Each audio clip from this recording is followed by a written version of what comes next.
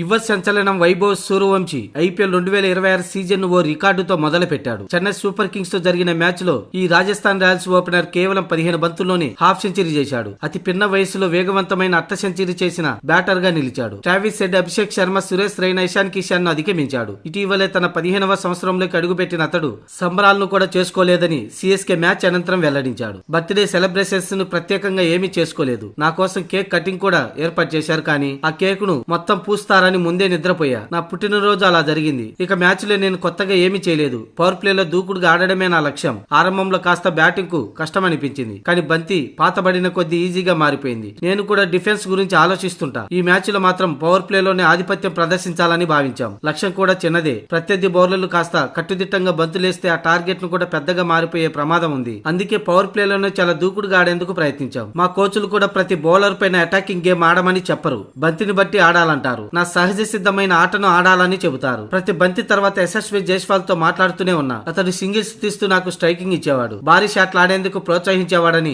వైభవ్ సూర్యవంశీ వెల్లడించాడు. కాగా రాజస్థాన్ రాయల్స్ కు బంతుల పరంగా ఇదే అతిపెద్ద విజయం. సిఎస్కే పై 47 బంతులు మిగిలి ఉండగానే రాజస్థాన్ గెలిచింది. ఇక సిఎస్కే కి ఇది రెండో భారీ ఓటమి. అంతకు ముందు కేకేఆర్ చేతులు 59 పరుగుల తేడాతో పరాజయం చవిచూసింది. ఐపీఎల్ లో సిఎస్కే పై ఎక్కువ విజయాలు సాధించిన మూడో జట్టుగా రాజస్థాన్ నిలిచింది.